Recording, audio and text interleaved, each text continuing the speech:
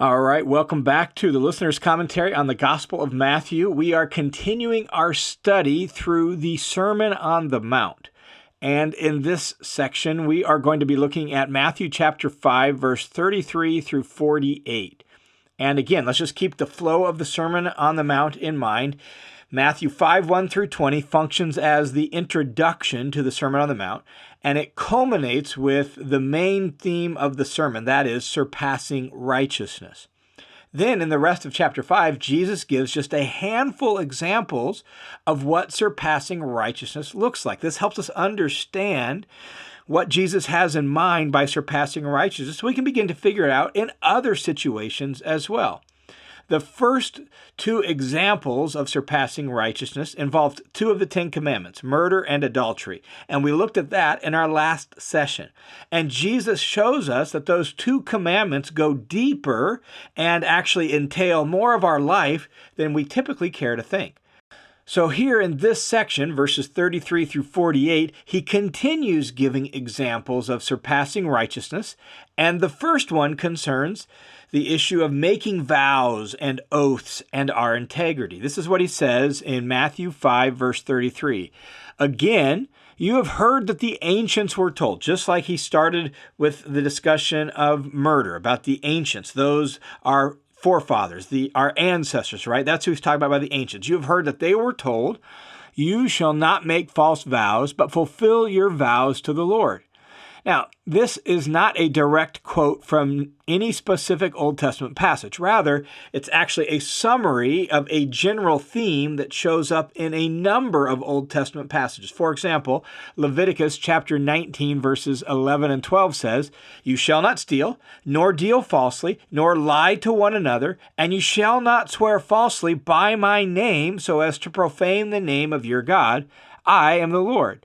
Notice there in that Leviticus 19 passage that the law says you shall not swear falsely by my name. That parallels roughly what Jesus says here in Matthew 5:33 about making false vows.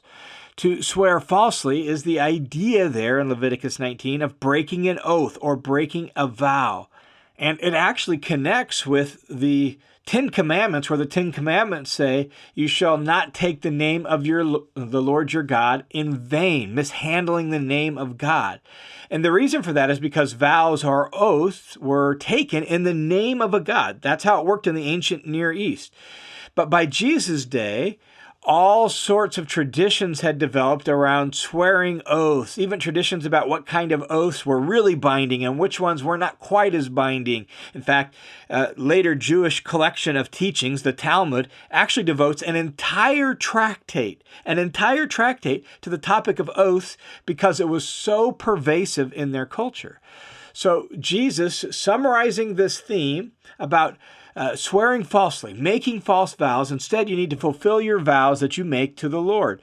So Jesus is going to go on and say here in verses 34 and following that the intent of the law's teaching on vows and oaths was not to come up with traditions and loopholes or ways that you could, rate the binding nature of an oath. No, the teaching was actually deeper and greater than that. So here is Jesus' teaching on surpassing righteousness concerning vows and oaths. He says in verse 34, but I say to you. So you've heard the ancients were told about vows and oaths. You need to make sure you keep them. I say to you, take no oath at all. And then Jesus lists off various things that Jews would swear by. Take no oath at all, neither by heaven, for it's the throne of God, nor by the earth, for it's the footstool of his feet, nor by Jerusalem, for it's the city of the great king. What is Jesus doing by listing off these various things that Jews might swear by? Well, it seems that all three are examples of things they could swear by without directly using God's name. And maybe in their mind that meant so we're not going to mishandle his name as, the Ten Commandments say. But what happened was traditions developed around that and basically saying, well, since we didn't directly use the name of God, these oaths aren't actually as binding as other oaths. To say, I swear by the Lord, well, that's totally binding. But to say, I swear by heaven, or I swear by earth, or I swear by Jerusalem, well, those aren't really binding oaths at all. But notice how Jesus replies. He replies with these examples by saying, look, heaven is actually the throne of God. Earth is actually God's footstool. Jerusalem is actually his city. So to swear by all those things, they don't really work as loopholes because they actually all belong to God and they still are connected to his authority. Then Jesus gives one more example in verse 36, and once again shows that even this other thing they might swear by doesn't really work either as a loophole because it's still dependent upon the power of God. Look what he says in verse 36. He says, "Nor shall you take an oath by your head, for you cannot make a single hair white or black." In other words, again, here's another thing they might swear by, and Jesus is like, hey, guess what? It's still really binding if we're going to play that technical little game because it's still actually under the authority and power of God. So don't swear at all. Don't swear by these things. Don't look for loopholes. What should you do? What's the proper way we should conduct ourselves concerning our promises and our commitments? Well, look at verse 37. Jesus says, "But make sure your statement is yes, yes, or no, no. Anything beyond these is of evil or of the evil one." What's Jesus getting at? Well, what he's saying is a simple yes or no is enough for a person of integrity. They're trustworthy. They're true. Their word is good. And so all they need to say is yes or no. They don't need to swear. They don't need an oath. They don't need a vow. Their word is trustworthy enough. Now, what does he mean when he says anything beyond these is of evil? Well, what it seems to be getting at is that the intent embodied in the examples of false oaths, that they're all attempts to deceive. They're all attempts to, have a loophole and let you off the hook so you don't really have to keep your word. And Jesus says that kind of thing, that's from the evil one. And so that's another example of surpassing righteousness. Be a person of integrity where your word is good. Then Jesus goes on and gives another example of surpassing righteousness that has to do with how a person responds when wronged. Look at verse 38. He says, "You've heard that it was said, eye for an eye, tooth for tooth." And this idea, again, comes from their scriptures. It actually comes from several places in the Old Testament law. You can find it, for example, in Exodus 21:24, or Leviticus 24:20, or Deuteronomy 19:21. And when this law was originally given in its original historical context there in the ancient Near East, it was actually a great advancement in civil law.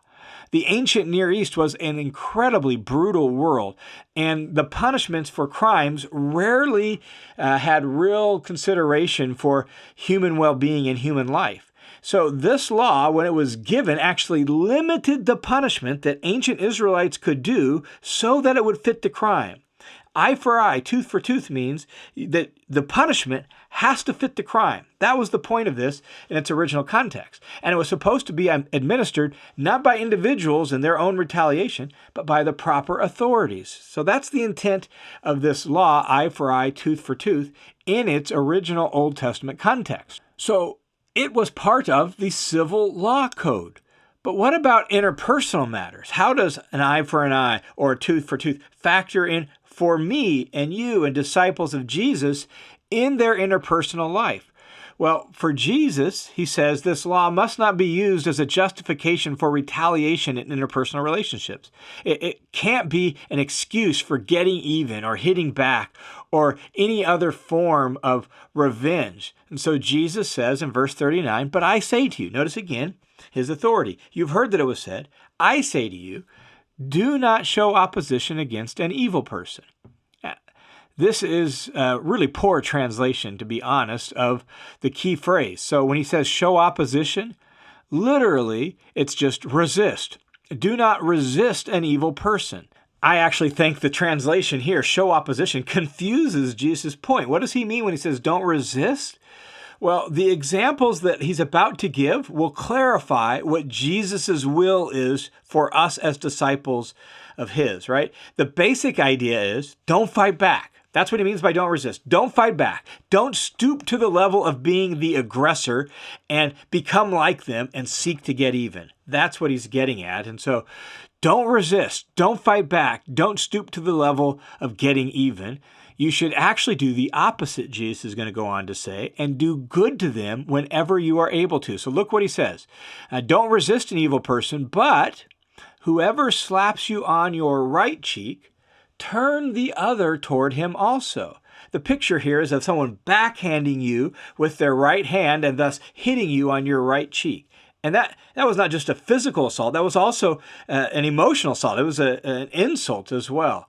And the idea of turning the other cheek, well, we can't force that to be literal. What he's getting at is it's a picture of not retaliating. That's very clear in all the other examples and in the way Jesus summarizes the point in what's to follow. So the picture here is of not fighting back and still being open and vulnerable. Turning the other cheek pictures this openness to still being vulnerable, to still being willing to help a person out. He gives another example in verse 40. He says, if anyone wants to sue you and take your tunic, let him have your cloak as well. Your tunic is your undergarment. Your cloak is your outer garment. And notice this is a legal situation. They want to sue you. They want to take you to court and sue you for your tunic. He says, well, give them your outer garment as well. In other words, it's a picture of giving them more than they demand of you.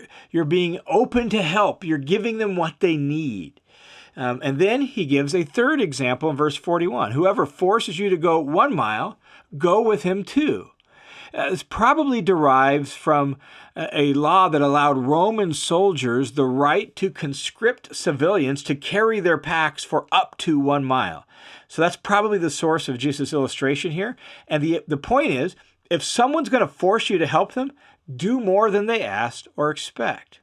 Then in verse 42, Jesus actually summarizes the principle or the point of these illustrations in this whole little section. He says this, he says, give to him who asks of you. Don't turn away from him who wants to borrow from you. And so it's really important to recognize that this here in verse 42 is the point, that 39b through 41, those are 3 illustrations. Here's the point of the illustrations. And the reason that's important is because, we could turn the illustrations into the only things we have to do. No, they're just kind of general illustrations. Here is the big theme, the big point that can cover a lot of different situations. Not only that, you could technically do what the illustrations ask, but you could do it with a begrudging attitude or a snarky attitude or kind of an in-your-face, I'm better than you attitude. And that would violate Jesus' teachings as well.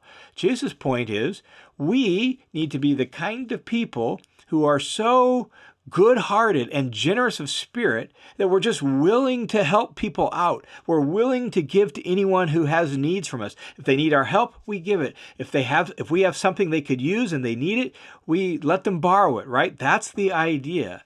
And so rather than getting even or rather than retaliating, Jesus' words are, be actively helpful. Be genuinely generous. Followers of Jesus are to be the kind of people who have a generous, helpful, giving spirit. And then beginning in verse 43, Jesus gives one last example of the kind of thing he has in mind by surpassing righteousness. And it has to do with how his followers treat people who actually want to hurt them. Look what he says in verse 43. He says, you have heard that it was said, you shall love your neighbor and hate your enemy. Now, this is actually a fascinating last little case that Jesus offers. The law taught, love your neighbor as yourself. That's where the first part of this phrase comes from. You shall love your neighbor. But the last part, hate your enemy, well, the law actually never taught that. The case that Jesus offers here deals with the way some Jews lived and applied this Old Testament teaching. I'll love my neighbor, but my enemies, no way. And actually, it's the way most people throughout history have thought and lived and acted, right? It makes sense to love your neighbor. But in that case, you have to figure out who your neighbor is, who fits in that box. Jesus actually deals with that issue in the well-known parable of the Good Samaritan in Luke chapter 10. But people who aren't your neighbor, or people who attack you, people who wrong you and hurt you, you don't have to love them. Well, Jesus' teaching challenges this common and conventional way of thinking on the topic of how do we deal with people who want to hurt us. So what does surpassing righteousness look like in this case, in the case of those who maybe are out to get us? Well, Jesus says in verse 44, but I say to you, you've heard that it was said, I say to you, love your enemies and pray for those who persecute you. Notice that again. We're not just not being mean back. We're not just not retaliating. We're actively loving them. We're praying for God's help in their life to them, right? Love your enemies. Pray for those seeking to harm you, so that you may prove yourselves to be sons of your Father who is in heaven. For he causes his sun to rise on the evil and the good. He sends rain on the righteous and the unrighteous. So notice that Jesus' teaching here is not just don't harm them back or don't be mean to them. It's to do good for them.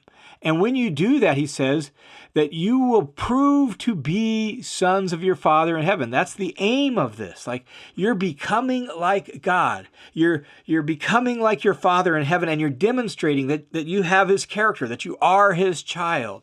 In fact, the word prove, that's translated in verse 45, prove, is literally just ginomai in Greek, which is to be or to become, so that you might be sons, that is, children of your Father in heaven. Why? Well, because God's this way.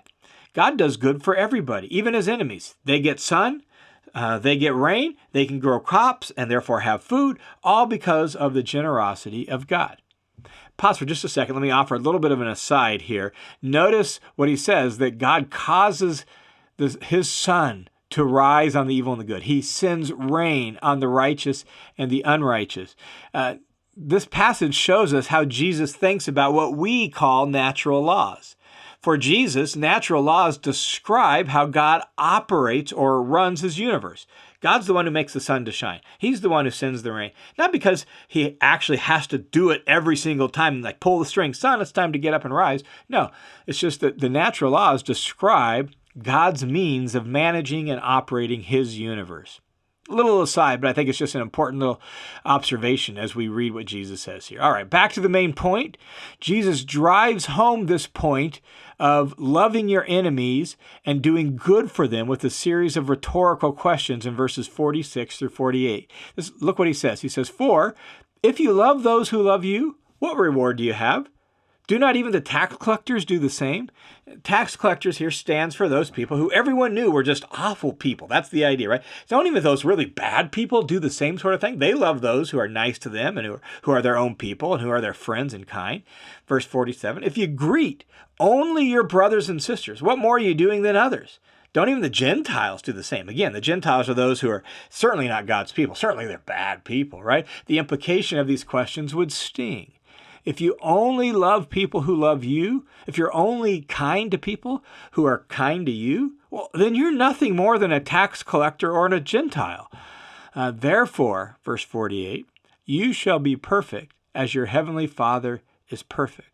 And this sentence, first off, concludes this section about loving your enemies, because if you do that, you'll be children of your Father in heaven. You'll be like him, right?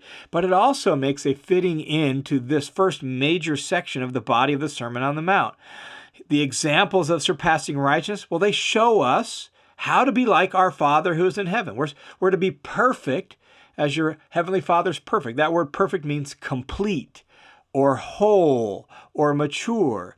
And so the examples Jesus given, dealing with anger and contempt, replacing out-of-control sexual desire with purity and faithfulness, being true and trustworthy, being so full of love that you even do good for your enemies, all of these things show us what God is like.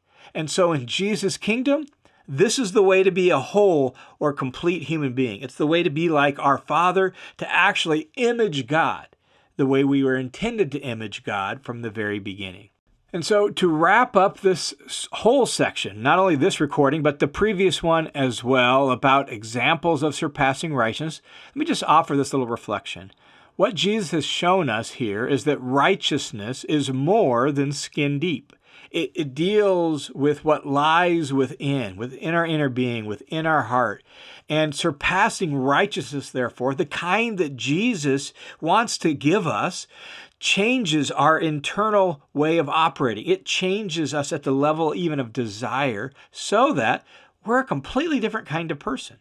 Our nature has been changed by Jesus, and we know now, because we have the whole story, it's been changed by Jesus through his Spirit. so that we become the kind of person who routinely does the things that Jesus taught us to do and that Jesus himself did. And the result of that is, as Jesus says here, we become like God from the inside out. That's the aim. That's the goal of Jesus in calling us to himself, in pouring out his Spirit upon us. Not that we will become completely perfect and never do wrong again, but we can become the kind of people who routinely do the things that Jesus taught us to do. And in that way, we have become whole and complete, like our Father in heaven is complete. We once again begin to image God the way we were always supposed to. All right, thanks for tuning into this session on the Listener's Commentary on the New Testament. The Listener's Commentary is a crowd-funded, listener-supported Bible teaching ministry that's made possible by folks just like you. So thanks a ton to those of you who support this ministry.